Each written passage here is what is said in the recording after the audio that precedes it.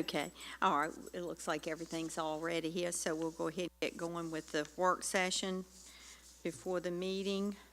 So you want to, Yes, Madam Wally, Chair, jump on thank it? you. All right, go ahead. What we are going to do in the work session today is a review of the proposed constrained capital improvement plan, fiscal year 2019 and beyond fiscal year 2023. Want to start out tonight, we'll have the city manager, Mr. Wheeler, speak, and we've got some presentations for you. Okay, good. That sounds good. Good evening. Ah. Thank you for the opportunity to be here and to speak with you. Thank you for your initial comments and discussion last month. We've tried to create a presentation that hopefully answers your questions and will allow you to be in a position to move forward. There were questions at your previous meeting regarding what is a constrained CIP, why and how is that different than what we have traditionally done. And I'm going to walk you through that process this evening. There were questions with regard to the school board's process of studying potential school consolidation and the process by which the school board prioritized its inclusion in the CCIP. Sure, I'll trip up and say CIP. They both mean the same thing for tonight. And there were also significant questions about sidewalks, so we've got an update for you on some of the projects that we are working on that maybe not everyone is aware of. So I would also say to you that all of the department heads that submitted one or more projects for the CCIP are here. If you have a specific question for them, I'm sure they would be glad to answer them as well. If that's okay, I'll proceed. Okay, what I've got for you first is perhaps the best way, or a way anyway, to answer the question about what is a CCIP and how do we get there, is to actually walk you briefly through the process that the City Council used in January of this year. And that retreat was all the members of City Council, the chairman of the school board. Mr. Schreiber, you were invited, but you got sick right at the last minute and unfortunately was too quick for us to make any meaningful communication with Mr. Travis. But we certainly intended to have the Planning Commission as part of that conversation. But the process that we went through was designed to turn a planning document that has traditionally not had much budgetary value into one that also had budgetary value. Similar to the long-range transportation plans that are done by the TPO in the state of Virginia, the idea is you constrain the plan to what you can afford, and therefore you begin to prioritize within the amount that you could potentially afford. And that's a basis of moving forward, as opposed to having a plan each year that simply recycles without any traction. So that was the basic intent of this retreat. I brought a few slides from that retreat to sort of walk you and help the public see the kinds of things we talked about. But essentially, the purpose of that was to provide guidance to you and guidance to the staff in the preparation of a constrained plan. Next up. So how will a constrained plan be used and how will it be different? It will allow the city to move forward to adopt a constrained CIP. We've never had one. It's, I don't know of any local government that does one. I'm sure there are, but I'm just unaware of it. But it's very similar to the process that they use, again, with transportation. The constrained plan will have some assumptions in it, which I'll get into in a second, but those assumptions will be used in the preparation of the city manager's budget, so both the city council and the public will have a chance to comment on that. One of the things that was a goal for the evening was to establish a target for within our debt capacity for schools, all things schools. And the superintendent, when I'm finished speaking, the superintendent will be next, and she will walk you through that process all the way up to the recent prioritization of the school board. And lastly, you may recall in September of this past year, our financial advisors had come to the city council as the school board was doing its part in reviewing consolidation to talk about what level of debt the city could take on within its existing financial guidelines. And there were lots of assumptions. We need to do that when you're financial modeling, so this would allow us to tighten that up some. And so those are the four purposes. Next, Tanya. So these were the questions, and they're restated at the beginning and they're restated at the end. I'll try to only do them once. But the first is, how much general fund supported debt and for which general supported projects should be included in the plan? There are more projects than there is money, and right now we don't have any capacity within our existing debt service budget, so we would have to borrow more money. So what was the council's appetite from a planning perspective, either in a macro sense and or to include specific projects within that? Second, how much ongoing general fund support should be used for pay-as-you-go projects? As you know from your work previously with the CIP, in addition to debt-funded projects, we have potential projects that are not debt-funded, such as maintenance and repair, capital equipment replacement, new capital equipment, and we're talking major equipment, these kinds of things. An example of that would be the HVAC system in this building, or a school bus.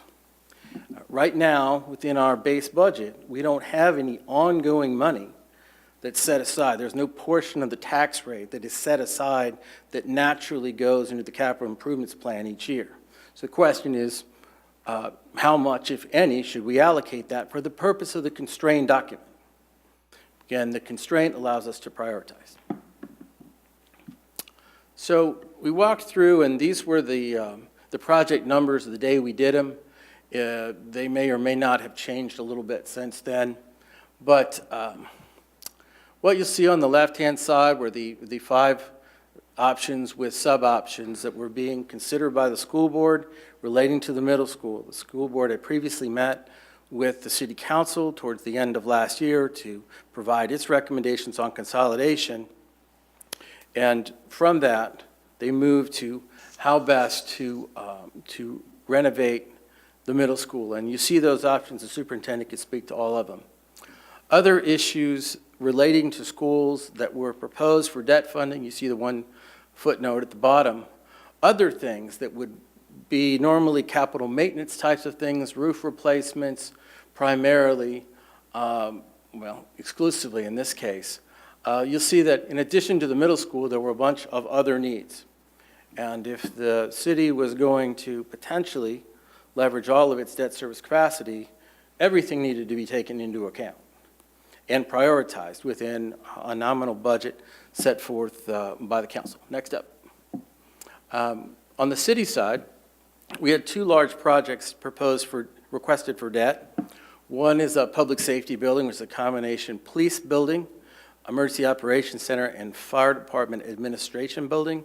That is the section that is on the top floor of the municipal building now, for your reference.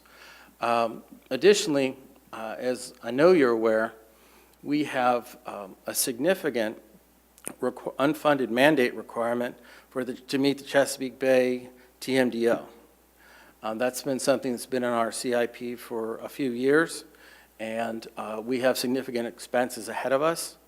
There are, the exact fiscal impact of that is in the process of undergoing review and potential change as the state regulators and federal regulators look at how the HRSD SWIFT project may impact the individual localities' responsibilities. So it is possible that our numbers could come down, but until that happens, we need to plan for it. And you'll see that referenced in the document. Additionally, moving to things that could either be funded by debt or pay-as-you-go, you see the school's debt replacement schedule. And you remember one of the things that I had said we were going to talk about with the council was, do we want to put any ongoing money towards our CIP in addition to debt? We want to pay cash for some things in addition to using the credit card. And that's what the red and the blue is intended to show, that if the council were to dedicate a half cent of the tax rate over the next 5 years and just keep adding it up and buying buses when you could, we could get approximately a little more than halfway down that list. Wouldn't have to debt fund any of it, we would cash fund it. And then the blue just shows you that if we were to dedicate an entire cent of the tax rate towards this purpose over the course of the 5 years, all of the items in the school bus replacement could be funded without debt funding. Similar list for the equipment replacement on the city side. You see, in no particular order other than the years requested, the different types of equipment that are in the CIP before you. And again, they're not really prioritized per se, but with a 1 cent dedication, if we put 1 cent away in cash each year and spent it only on this list, we could get, at the end of 5 years, we could get down to that first excavator. If we put 2 cents toward it, at the end of 5 years, we could get down to the dump truck, which, with the exception of the excavator at fiscal 2020, we haven't even completed the FY19 request list. So, again, sort of perspective of what it might look like if we put cash funding to partner up with potential debt funding. Next one, please, Tanya. Thanks. So those are the questions I told you I wouldn't try not to read again. But at the conclusion of going through this, we asked the council to provide us guidance so that we could constrain the CIP, which is a planning document. And what they said to us was plan for the 5-year period to use the amount of debt that we could use within our existing debt policy, which is approximately $23 million over the 5-year period. Within that, they said of that $23 million,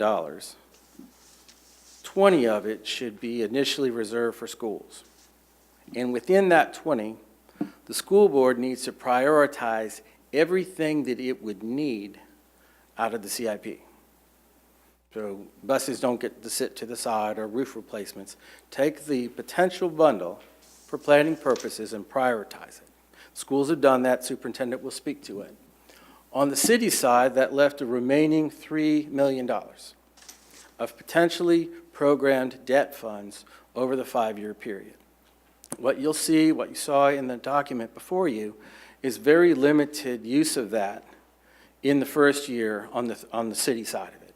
You saw the balance of the HVAC system project in this building, the first portion of which was recently funded by the city council using different means to do that. And you saw the second half, it's not quite half, but the second portion of a 2-portion fire engine replacement. You will also see a TMDL allocation, but it is not my intention to recommend to the council that we actually borrow that in the upcoming fiscal year, but we have the capacity if we need to. A year from now, we will much better know how the TMDL mandate is going to affect us. If, in fact, the TMDL mandate is lessened, then we can prioritize I'm hopeful that the list you see next year will look different than this one. But until it does, it's prudent to reserve the capacity to meet the mandate before you figure out how else you might spend it within a constrained plan. What the council also said, because they were knowledgeable, that certainly to fund the amount of the capital improvements program through debt up to our debt capacity of approximately $23 million over the 5-year period, that was going to take a significant tax increase. And we talked about it then. We continue to talk about it. We don't want it to be a secret. It's a question of does this community want to invest primarily in a school project. So I say that because when we focused back on, do you also want to dedicate money for pay-as-you-go funding for other projects, They said, no, not at this time. Let's look at the CIP within our debt confines, and other significant general fund supported projects are just going to have to wait until some other things clear. So that's why you see the debt to cash funding ratio the way it is. So there are constraints again. We're constraining the budget, constraining the 5-year budget to the to the potential amount we could borrow in our capital improvements, for capital improvements from our debt, and then don't put any ongoing money to cash, or to pay-as-you-go programs. If in the future, which will not be in the short term, we've got some excess funds at the end of the year, we may be able to use them for smaller purchases. We've done that in the past, but we don't have that ability right now. So that is an overview of the process that we got to that really provided the guidance to me to constrain the document that is presented to you. The superintendent, if it's okay, will come up now and walk you through the process that the school board began last summer, and actually they've been working on it for years, but they began this current version of it in earnest last summer. She'll walk you through that all the way through their prioritization, and then if it's okay, Ellen's got some sidewalk news to share with you. Okay, all right, thank you, Mr. Wheel. Good evening, and thank you for having me here this evening to talk to you a little bit about how we got to where we are in terms of school consolidation and the middle school facility. So what I'd first like to do is sort of walk you through the process that we used and give you some background information. Many of you are probably well aware of the fact that we've seen a very large decrease in enrollment since the year 2006. That was the high point of enrollment for the school division in any records that we can find. And since that year through 2016, we saw a decrease of 522 students. Now, moving from 16 to 17 to September of this year, we actually saw an increase for the first time, and we believe that is a trend that's going to continue with us. So with that in mind, back in 2011, 2012, in that school year, we had a school consolidation committee put together. So that was representatives from throughout the community. So these were parents, other community representatives. We had city staff on that committee, as well as school division staff. And the question that was put to them in 2011, 2012 is, should we consolidate schools?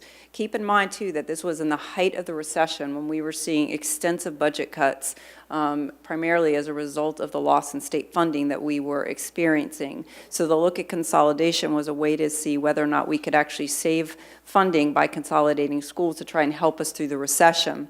So that committee spent the 2011 and 2011 to 2012 school year studying the issue of consolidation, and ultimately in the end said that they recommended that the school board wait until 2016 to see if the decrease in enrollment that was being projected back then was actually going to come to fruition. So they didn't want to make a decision that could then suddenly become a problem if the enrollment did turn, which in fact it has now turned right in that 16-17 school year. So with that, then, what the school board decided at that time was to go ahead and have a middle school facility study done, so that if we didn't consolidate schools, we knew we would have to do some work eventually on the middle school. So to have a sense of what work needed to be done and what were some general costs that we could anticipate needing to be done or needing to be funded if we were to do a big renovation of the middle school. So 5 options were actually presented to us, and Mr. Wheeler provided you a quick look at those, everything from minor repairs up to actually taking the building down and building an entirely new school. So it was a spread at that time from like $4 million to $27 million, with costs having changed since that school year. Now it's 5 up to the 31 million, I believe. So that study was completed, and it was shared with the school board as well as in a joint meeting with City Council and the school board, a very extensive presentation that was done, as well as some touring of the middle school at that time. So 2016 to 17 came along, and it was time to really look at what are we going to do in terms of the schools. Are we going to consolidate schools, and if so, what school would we close as part of that? And if we're not going to consolidate schools, is it time to move forward with doing some work on the middle school, because we got into that time period that the school consolidation committee had recommended that we wait to. So we went a little bit past 16 because the real work began in August of 17. So we waited a little extra there just to see where we were, and our timing was right on that. So we started in August. We started with, I believe Mr. Wheeler referenced, we've had joint meetings with City Council throughout this process. So we had a meeting with them in August and then moved forward. So from August to December, I presented at school board meetings each of those months presentations related to school consolidation. And I can tell you that all of those presentations are still available on our website. If you'd like to see the detailed information, all you need to do is go to our website, go to school board, and you'll see under their school consolidation. And if you click on there, you can see they were very lengthy presentations. The board would ask questions, and then I would come back for another presentation to answer those questions, which would generate more questions. So we put a lot of research into those presentations and a lot of data. So I do encourage folks, either you or who may be listening tonight, to take a look if you still have questions about consolidation, because those are there. Once we decided not to consolidate schools, and I'll talk to you very briefly about that in a moment, then we were asked to prioritize our capital improvement plan as the city is looking to see what to do in terms of debt service. And so I'll show you the result of that work as well. So we'll go ahead and go to the next slide.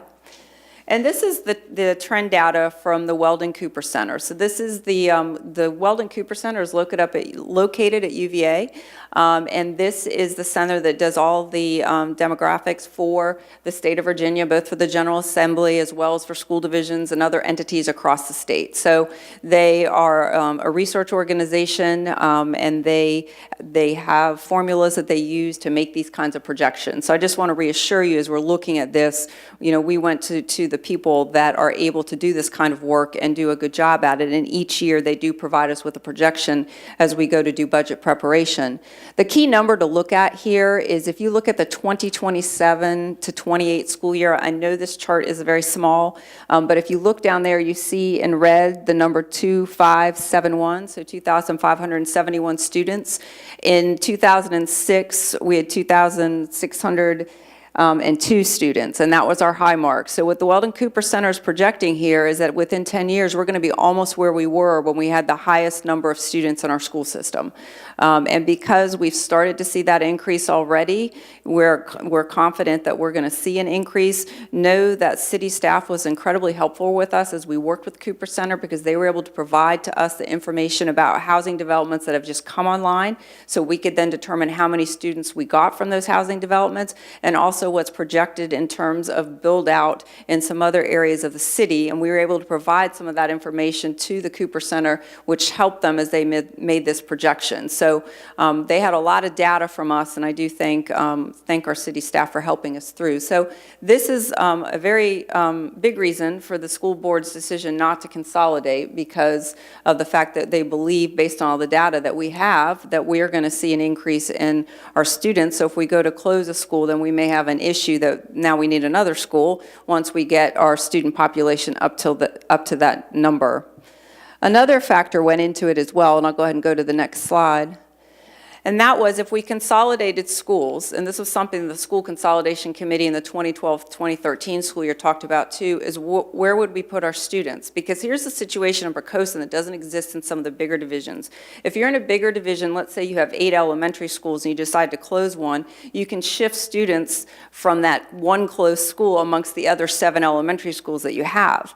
But we have one school for each instructional level. We have a primary and elementary, a middle, and high school. So if we're going to close a school, we've got to decide where do we put those students. And what we knew to be true is we don't have room in any of the other schools to just now take the students. We'd actually have to do capital work on a building to make it possible for us to close a school. And so the other work that was done in the early fall was to get estimates of how much capital work would we need to do in a building depending on the scenario that we have for consolidation. So what you see here are the different scenarios.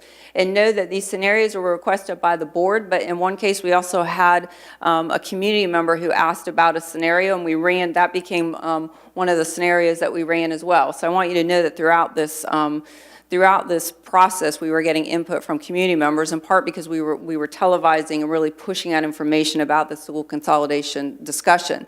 So you see here in scenario A, this would have meant that we would have closed the primary school. We'd have had the elementary as a K-4, the middle as a 5-8, high school as 9-10. And so here you see is what it would have cost an estimate to move those students in to the elementary school. We would have had to do over $8 million of work at the elementary school, and we would have had to then move forward with some renovation at the middle school. You see an asterisk here because what we decided to do is in that range of projects that you saw for the middle school in terms of facility work, we went from, back earlier from 4 to 27 million. We put the middle one, which is called modernization. So we said, let's put the renovation cost for sort of the middle of the spectrum, because we know we'd have to make that decision later, but it helped, we needed to have something here to work through. So let's say you did that kind of renovation to the middle school. In this case, we wouldn't have to touch the high school. We would need one additional bus because we'd actually be closing a school but running more buses as we did that.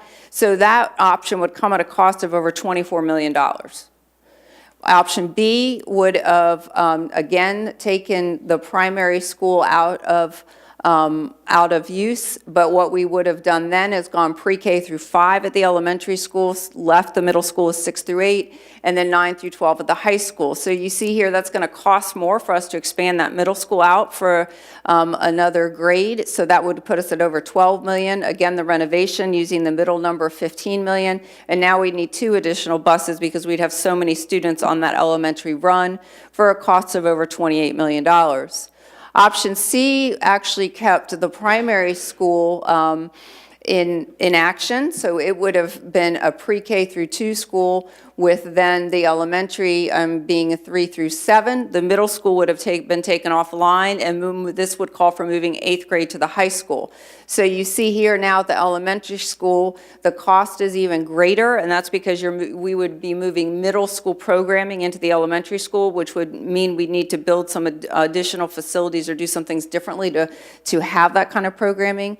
We wouldn't need any work at the middle school, but at the high school to move that 8th grade up, we need about $6 million of work to create the space that we would need for middle school programming and students there. We'd need even more buses for that one because of the way we'd be shifting students. So again, that one also comes at a cost of over $28 million.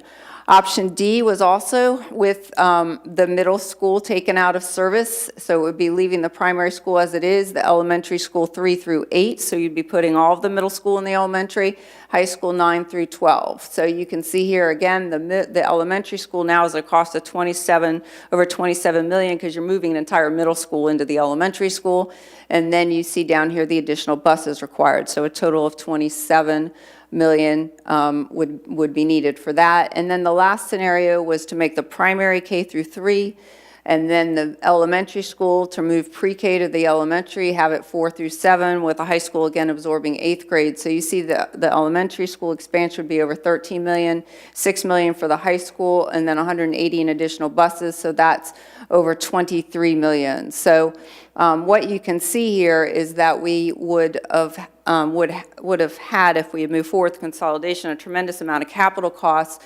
And knowing what also we knew and the school board knew from the information from the city and from the financial advisors from Davenport, that to stay within financial guidelines of the city, they really needed to be at that 23 million or under mark. And what you see here is every one of these would push us over that mark if we were to consolidate schools. So adding that to the fact that we could close schools and then suddenly not have enough space for students who might come in to the city, and it could be more than what we're projecting, those were the two reasons that it was determined that we would not consolidate schools. And again, I have just done months worth of presentations for you in probably 10 minutes. So really, I do encourage anyone who wants to see a more detailed breakdown of all of this is please go watch those presentations online. And I'll go to the next. This was, Mr. Wheeler referred to this as well. This shows you the updated costs for the middle school. When we went back to the engineering and architectural firm that did the facility study for us and asked them to update the costs that they'd given us back in 2013. So you can see here immediate repairs, as I mentioned earlier, moved to over $5 million, a complete replacement of the building to over $31 million. And this shows you down here what those estimates are considering how many students could be in that building when we move further down that 10-year mark. So again, the modernization, in case you have questions about that, which I believe is on the next slide. I think I have some information. That one is that middle amount that I mentioned earlier, and you can see here it addresses all aspects of the building. So it updates and replaces finishes. It brings the facility up to ADA compliance. We are grandfathered right now, but the minute that we do any work on that building, we do need to come up to full ADA compliance. It repairs and replaces all the building systems, electrical systems, HVAC systems, and keep in mind we have a lot of technology in there that certainly when the building was built, especially the oldest section that's about 80 years old, wasn't planned for all the technology. And it would provide some energy savings and also meet educational needs of the students. Attached to the modernization was the sort of modernization plus, where we included some costs for an auditorium that could then be used by not only the schools but the city, as well as some work at the back of the building to facilitate the use of the football field. That did put us over that mid amount. That added, I think, went to about, if you go to the slide before, thank you. Yeah, sorry. That's okay. I think I have it broken down on there, and I don't want to. Yeah, that would be 3A with enhancements. That does go to over $22 million. But what we're talking about with the school board is, at this point, this gave us good information about generally what costs were associated with different projects for the building. But in actually doing the work of the building, what we're able to do is say, this is what's most important to us, and this is the money that we're going to have available. So, work with us to get that, to get what we want in this project accomplished. So I say to you, what's in the modernization plan written in the facility study might not be exactly what the school board does, because now it's actually time to start doing the planning. So it could be that if fixing the back of the building so that we provide some space that will help with the football field, new restrooms, that may be included in the dollar amount, and something else that's sitting in the modernization piece of it might come out. So I just want you to know the board is not locked into exactly what's in the plan, but it gave us a real good sense of what things cost as we move through the planning and decision making. I'll go forward now, thanks. And I'll go to the next one. So this left us after the school board decided in December that they were not going to consolidate schools, and it was time to move on and talk about the middle school. And then also, as Mr. Wheeler stated, we were asked to do a priority list for any funding that we would receive from the city as they went out to find the debt, to arrange the debt service. So you'll see here the first item is that one bus replacement, which you might find kind of odd, but we actually talked about this as the school board money. We were very fortunate, and we got a $20,000 grant from the EPA to buy a school bus, but we need to do that in the coming months, and so that actually needed to be number one, because you can see the bus cost then is only $68,000 for us. You notice when you saw Mr. Wheeler's list of the $88,000, which is the actual cost of a bus. So we're saving $20,000, but we need to access that money sooner rather than later so we can use the grant that we received. So obviously the item of next importance to the school board was the middle school renovation, and we did include the roof replacement in that, so asking for the $17 million to do that. So again, if that's ultimately what we receive to do the middle school, then we will work diligently to get the most that we can for the dollar, and knowing it'll be somewhere around the modernization, but we'll be shifting projects. And then the high school roof replacement comes at $1.4 million. Do know that what we have included in here is a design evaluation and construction management estimate, because there is a chance that based on some work and research that a roofing expert can do, that we might actually find the cost of the roof comes down for the $1.42 million, and actually the same could be true of the primary replacement, but we have to have the funding to have that study done to determine exactly what we need done to the roof to know the exact cost. So we put the high school as number 3, the primary school is number 4, and then 5 bus replacements. We have bus replacements every year, out year and year, so that's by no means all of the bus replacements that we need, but that's how we prioritize this. If there were funding left over from any of this work, especially potentially from the roof, the next on the list would be the high school gym air conditioning. I don't know if any of you go and watch volleyball in the fall.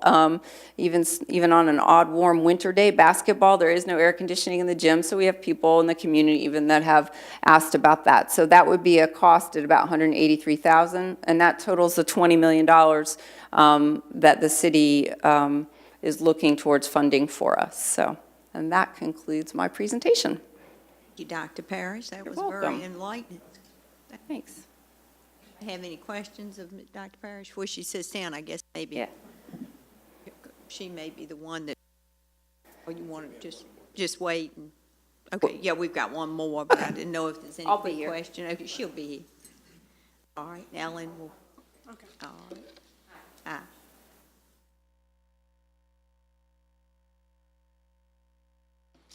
Okay.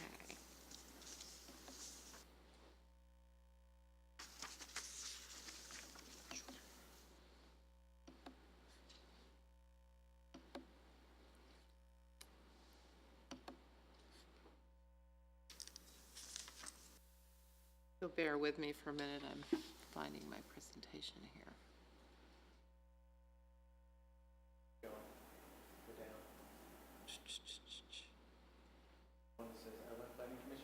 That would probably be it, if I can see it. Aha, okay, thank you. Okay.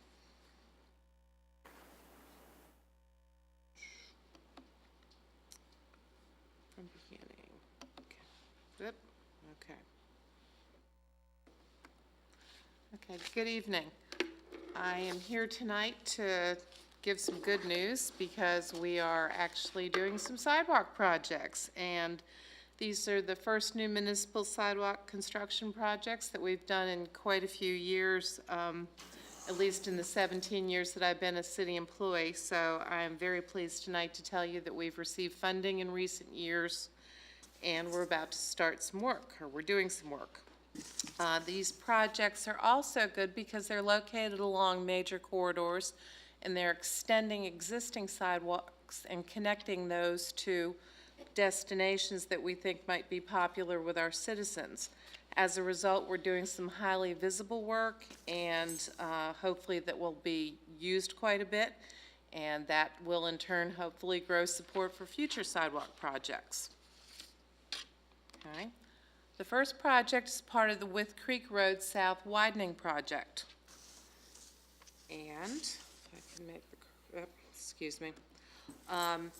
So Poquoson is on this side, Hampton's over here. This is a joint project with the city of Hampton to widen Wythe Creek Road from its current 2 lanes in the southern portion to 3 lanes. And as part of this, we are going to be constructing both a multi-use path along the western side of the road in Poquoson and extending the sidewalk located on the eastern side of the road. And that will run from Huntlandia Way to Carey's Chapel Road. From Carey's Chapel, the multi-use path, that wider 10-foot wide strip of concrete, will be continued along the causeway to Hampton, to NASA Langley Research Center. And effectively, what we're going to do is we're going to be having some sort of walkable corridor, and along the large route of this, a bikeable corridor from the Valmore area of Hunts Neck Road to NASA Langley. And from NASA Langley, there are places to bike inside the campus there if you happen to be an employee there. So that will be a major improvement in our sidewalks. Okay. As I said, it's got both a multi-use path and a sidewalk. The causeway is going to be retained for this project, or that's the plan. There will be a new bridge located on the western side of the causeway that's going to be used for the road, for where the cars are driving. And the causeway will be used for that walking, biking path. So what that means is we have a very safe area for pedestrians and bikers that will also be very scenic. So we're hoping that's very popular. And as I said, it's going to connect our residential areas to NASA Langley. In terms of schedule, Permitting is underway. The project's currently going through the permitting review process by various federal agencies. The design is pretty much final and the last tweaks are being put on that. Advertisement for contractors is scheduled to begin in fiscal year 2020, hopefully in the winter 2019. The work is going to begin in Hampton and then move to Poquoson. So it'll take 1 or 2 years after the project begins to come to Poquoson, but it's on its way. The Poquoson Avenue Sidewalk Project is kind of unique in that it was a fast turnaround project. Typically, it takes years to develop a project and get that federal or state highway funding money to get it done. But in this particular case, council tasked city staff with developing the sidewalk project a little bit more than a year ago at its 2016 budget retreat. And we received funding for it last summer. What this project entails is, or the ultimate goal of this project is to connect the middle school campus to Municipal Park. So what you're going to see is you are going to see the existing sidewalk located on the east side of Poquoson Avenue extended along Poquoson Avenue and around the Cedar Road intersection to opposite Municipal Park. From there, a crosswalk will get pedestrians across the street to Municipal Park where they can use the walking trail in the park and access the high school campus. So that should be a very walkable, nice corridor. And as I said, it includes crosswalks to help make it safer to cross the street. It's connecting the middle school to the park, and it's taking advantage of an existing sidewalk on Poquoson Avenue and extending it. Okay, the paperwork has been submitted for the agreements. We have the funding. As soon as we get the go-ahead from the VDOT Richmond office, we'll start working on the design. This is tentatively slated to be going for advertisement for contractors in summer, fall of 2019, fiscal year 2020. That depends on how long VDOT takes to do their reviews as we go through the design and permitting process. And hopefully the work will be completed just before, but about the same time the Wythe Creek Road sidewalks will be done. Okay. In addition, Victory Boulevard is an ongoing aspirational project. We have twice applied for funding for this particular project. In the past, we've applied for widening the road and including a walking trail along the northern side of Victory Boulevard. This is a joint project with York County, so this would extend from this, whatever enhancement we do to Victory Boulevard will extend from the Wythe Creek Road intersection to the Magruder Boulevard intersection. As part of this project, like I said in the past, we've included that walking trail. Now, we've applied for funding for this project twice. The first time the project did not make the cut. The second time we tweaked the project, the widening project, about as much as we could do. So we really feel like we've optimized the design there, and we still did not receive funding. So what we are doing right now is we're working with York County and VDOT to look at alternatives to improve traffic flow in the Victory Boulevard corridor. So that enhancement project, those ideas are still being developed. We still have the project goal of providing a walkable corridor along Victory Boulevard. And because of that, we're still looking at a walkable corridor on the north side of the road. The goal is to get the previous project cost from $50 million down to $10 million. So it may look drastically different from the previous widening project, but we're still trying to play and get that money. So we are going to see what happens with that.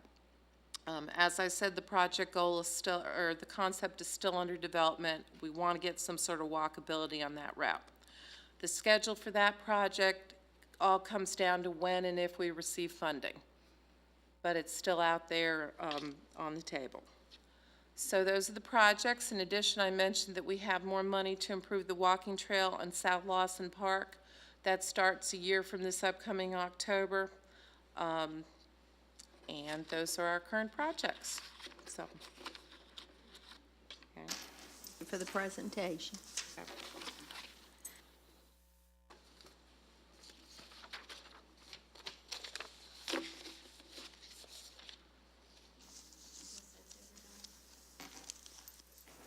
Okay, all right.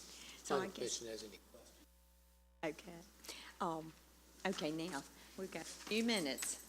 So if we have any questions, Yeah, I'll go ahead and start. And I know that we have very limited time, so I'll try to be brief.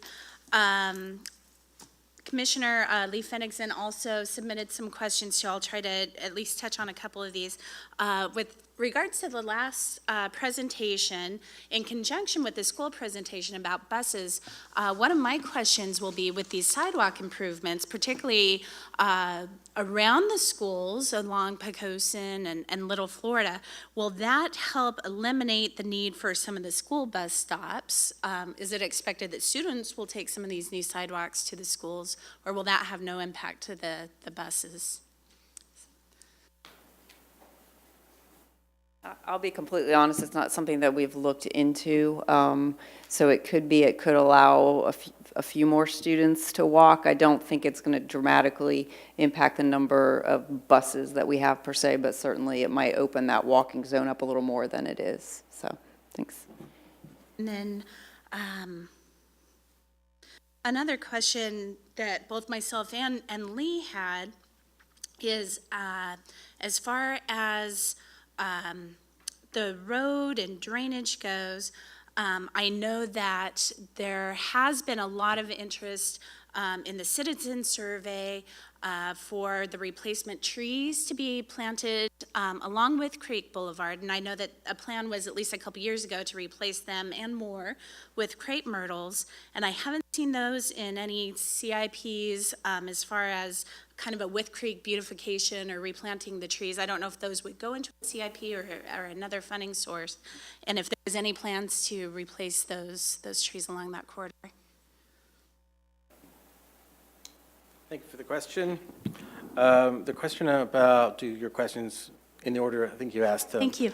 If there was a beautification program that was significant enough in terms of funding and length of the duration of the improvement, it very well could. With regard to the tree plan, you're recalling, once the trees came down, we came forward with a plan to replace either some of them or all of them. There were different. At that time, the council decided that it was not ready to move forward to replace those trees, and that's where we stand now. So there is no imminent plan, but it is something that they could take back up if and when they think it's appropriate. and hopefully it won't be crepe myrtles. Well, I would certainly say, to answer Lee's question, I certainly hope that we're not talking $50,000 for trees along With Creek. So I don't think it's a capital item Well, in any if case. I could, in reference to that, I would hope so too. Me too. But it might be part of a larger plan for beautification of the corridor, such things as bricked or faux brick crosswalks and streetlights and other things could very easily get well beyond $50,000. Okay. Any other? I would just like to mention, see if we have a moment, three quick things. One that we haven't discussed, and I noticed in here, there is $250,000, slightly over $250,000 to synchronize stoplights along With Creek Road. I'm trying to figure out what that's telling me. That seemed like an awful lot of money to make 5 stoplights synchronized. Let me defer to the city engineer on that one.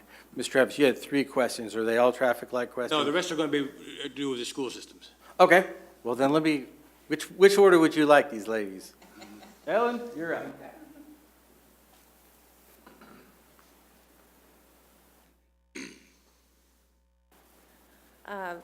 Your question is very well timed because I was actually going over the budget today. The traffic signal upgrade involves a bit more than just synchronizing the signals.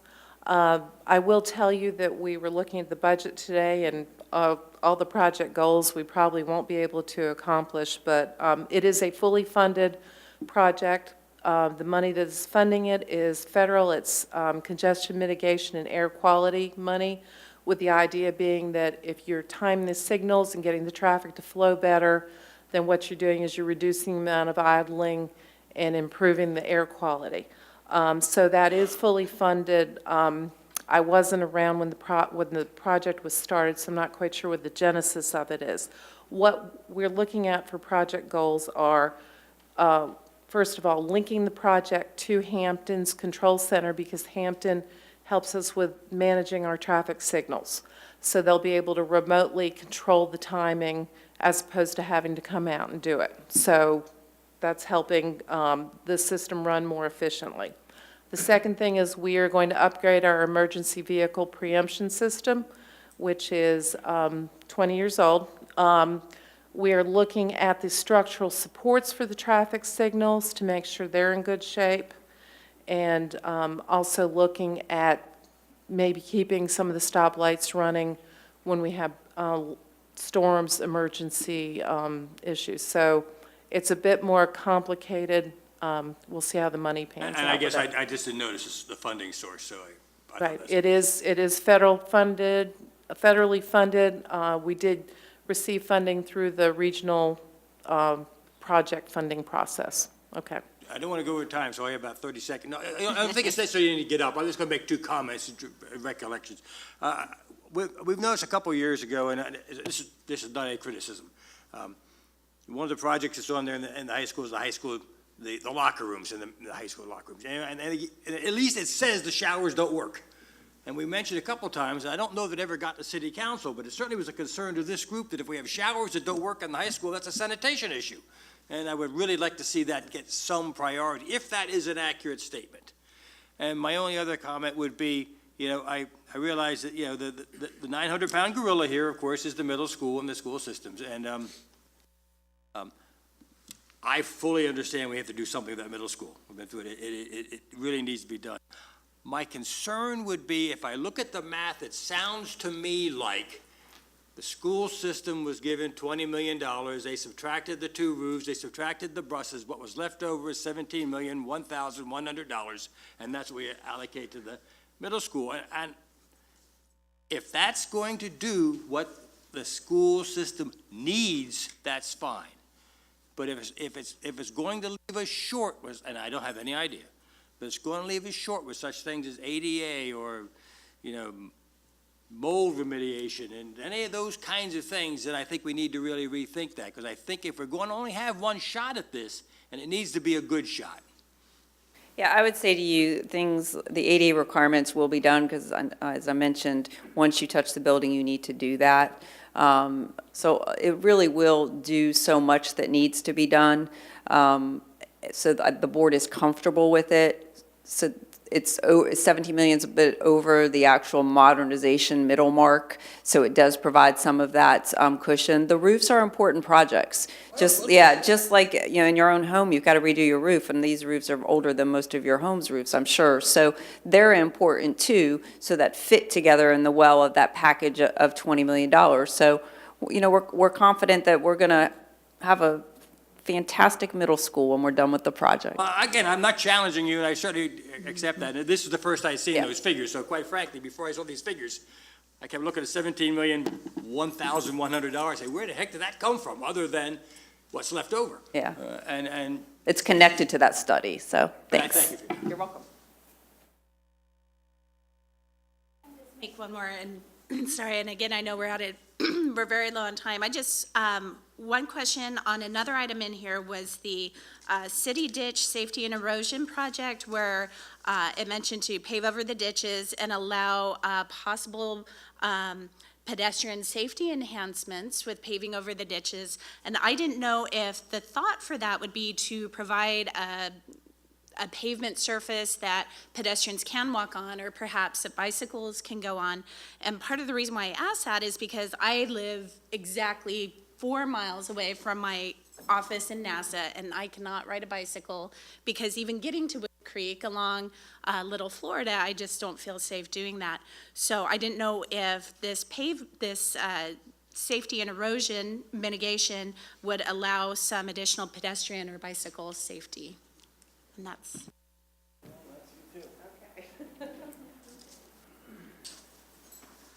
I appreciate the opportunity to talk about various projects. With that one especially along Little Florida, I'm going to tell you it is site-specific. The intent was not to actually provide any pedestrian facilities with that money. We have ongoing erosion problems that are very difficult to maintain. You'll see places all over the city where we have very steep walled ditches, and that's an environmental and a capacity issue as the ditches slough off. Now, in terms of sidewalk along Little Florida and some of the other roads in the city, especially the older roads in the city, we have some challenges. And those challenges include a very narrow right-of-way, which means we don't physically have the room to put the road, the sidewalk, and the required clear zone between the edge of pavement and the road. That clear zone is required for safety reasons. You don't want to invite pedestrians with a sidewalk into a dangerous area. So that's one issue. The other issue that sometimes makes sidewalk construction more challenging is the fact that you have roads where the road surface is higher than the adjacent yards. Okay, so if you completely fill in the ditch, pipe it, fill it in, and put a sidewalk, then you're essentially flooding the adjacent properties if you're not very careful with it. So I'm not saying it's not possible. It's much more cost prohibitive, and that particular project that you're referencing did not include money for those for sidewalks or pedestrian ways. Okay. About all we've got time for, unless there's one last question or comment that you just have to do. Bill? No, I don't. Anybody else? Gus? I assume we're going to vote on this at an upcoming meeting. Well, I was just getting ready to say, Madam Chair, if y'all could, if the Planning Commission could vote on whether to send this to public hearing next month, that's what we.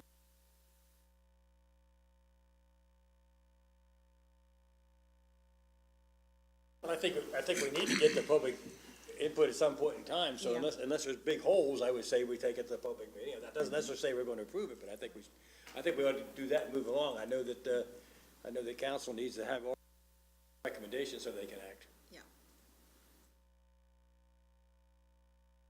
If that was a movement, then I second the movement. I don't know if we need to vote or whether we just need to take Let's make a motion You and want to make a second and motion? vote on it, Okay. yes, please. All right, motion to move along? So moved. Okay, second? I'll second.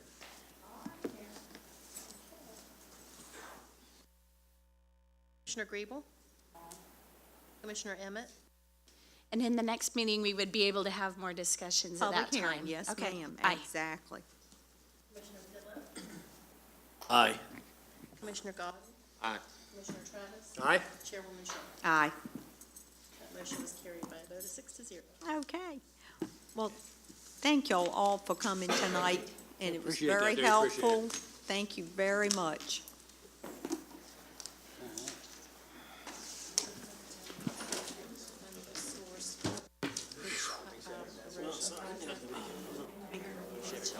Is that right? You must have run to get here. It all came along great. Oh, yeah, yeah.